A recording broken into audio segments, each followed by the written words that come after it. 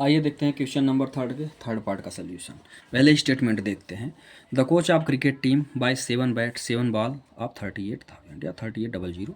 Letter C buy 3 boats and 5 balls 3 bats and 5 balls for 1750। Find the cost of each bat and each ball. बोल रहा है कि कोई coach हैं जो 7 बैट और 6 बॉल 3800 रुपये में ख़रीदते हैं, फिर बाद में वो 3 बैट और 5 बॉल कितने रुपए में 1750 रुपये में ख़रीदते हैं। तो आपको क्या करना है, आपको एक बैट और एक बॉल की कीमत बतानी है। तो चलिए देखते हैं इसको हम कैसे सॉल्व कर सकते हैं। सॉल्यूशन में भाई बैट और गेंद की हमको बैट और बॉल का कास्ट निकालना है, तो उसी को हम क्या है मान लेते हैं। तो सबसे पहले लेट क्या करेंगे, कास्ट ऑफ 1 बैट है ना भाई, एक बैट की cost of 1 bat is equal to हमने ले लिया x, और cost of 1 ball is equal to हमने ले लिया y।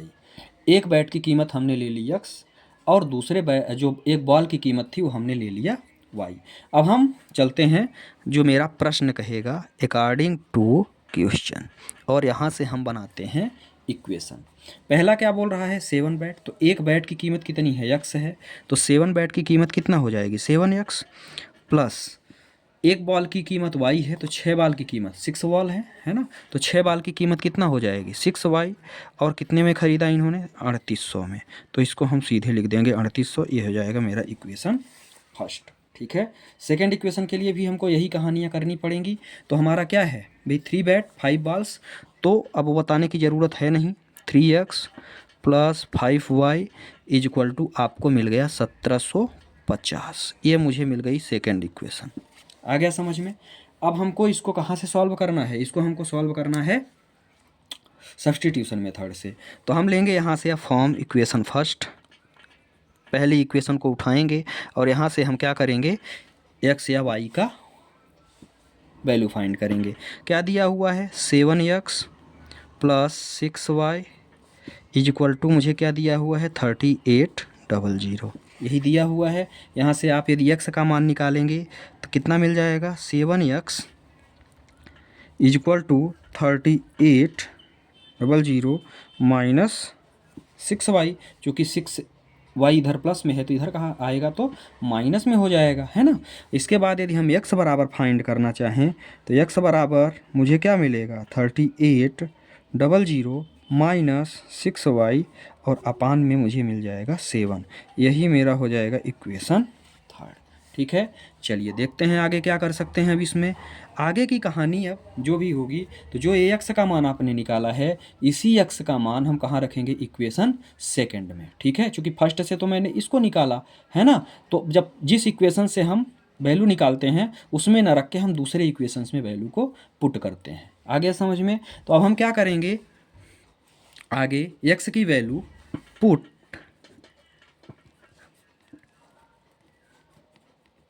जो x की वैल्यू आपने निकाली है उसको कहाँ रखेंगे इक्वेशन सेकंड में। बात समझ में आ गई। तो जब हम इक्वेशन सेकंड में हम वैल्यू पुट करेंगे तो हमारी कितनी आएगी, सबसे पहले तो आप इक्वेशन सेकंड देखो कितनी आई है।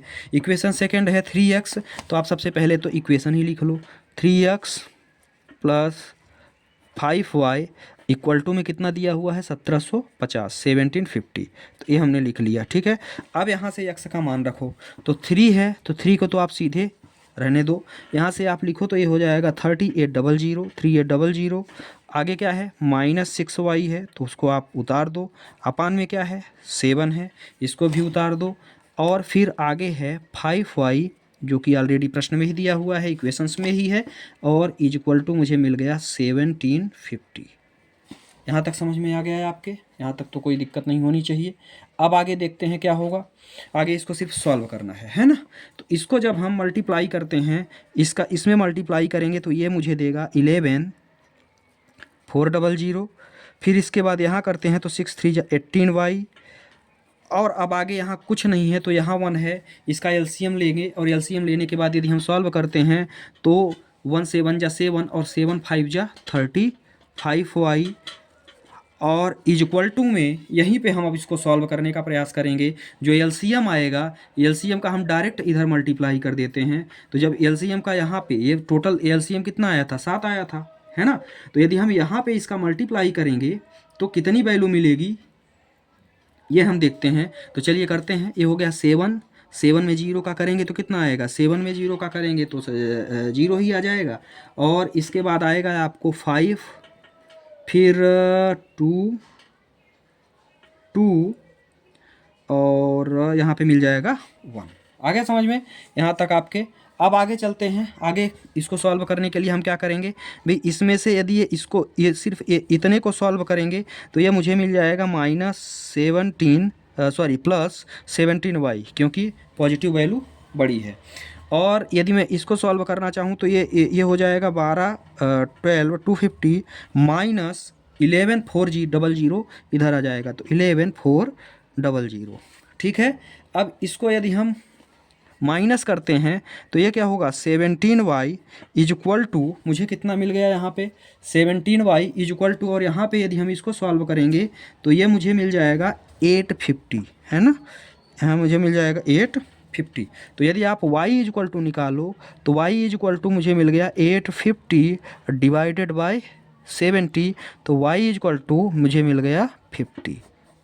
y इज इक्वल टू क्या मिला, 50। ठीक है। अब हमको x की वैल्यू चाहिए, y की वैल्यू तो हमने निकाल लिया। अब मुझे क्या चाहिए, x की वैल्यू चाहिए, है ना। तो x की वैल्यू को फाइंड करने के लिए हमको क्या करना पड़ेगा, x की वैल्यू को फाइंड करने के लिए यदि हम यहीं पे निकालेंगे, है ना। यहाँ देखते हैं x की वैल्यू में यदि मैं y का मान रख दूँ, यहाँ पे सीधे y का मान रखूँ, ठीक है। तो अब हम यहाँ डायरेक्ट लिखते हैं इक्वेशन थर्ड। इक्वेशन थर्ड मुझे क्या दी है, y इज इक्वल टू माफ़ कीजिएगा, x इज इक्वल टू क्या दिया हुआ है 3800 माइनस 6y, तो 6 इंटू 50, और अपान में कितना दिया हुआ है, अपान में दिया हुआ है 7। ठीक है। अब हम इसको सॉल्व करेंगे तो कितना आएगा भाई, इसको यदि हम सॉल्व करते हैं तो x बराबर मुझे मिल गया 3800 माइनस 300 अपान में 7। ठीक है। यदि मैं इसको और आगे सॉल्व करूं तो यहाँ पे मुझे क्या मिलेगा, यहाँ मिल जाएगा x इक्वल टू, और यहाँ पे हो गया 35, तो 38 में 300 घटाएंगे तो 35, और इसको काटेंगे तो x इक्वल टू मुझे मिल गया 500। ठीक है। तो x की वैल्यू मुझे क्या मिल गई, x की वैल्यू मुझे मिल गई 500। आ गया समझ में यहाँ तक। चलिए अब आपने क्या भाई, मान के हम चले थे कि जो बैट की कास्ट है वो कितनी है, x है ना। तो x का मान मुझे क्या मिला, मतलब जो बैट की कास्ट मुझे मिल गई वो कितनी मिली, वो मिल गई 500।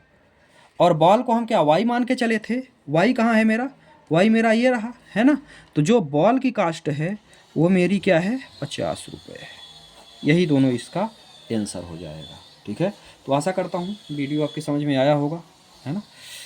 जो भी दिक्कतें हों, जहाँ ना समझ में आया हो, उसको आप एक बार कमेंट बॉक्स में बताएं। चैनल को सब्सक्राइब करें और वीडियो को ज़्यादा से ज़्यादा शेयर करें, और ये आप स्क्रीनशॉट इसका ले सकते हैं।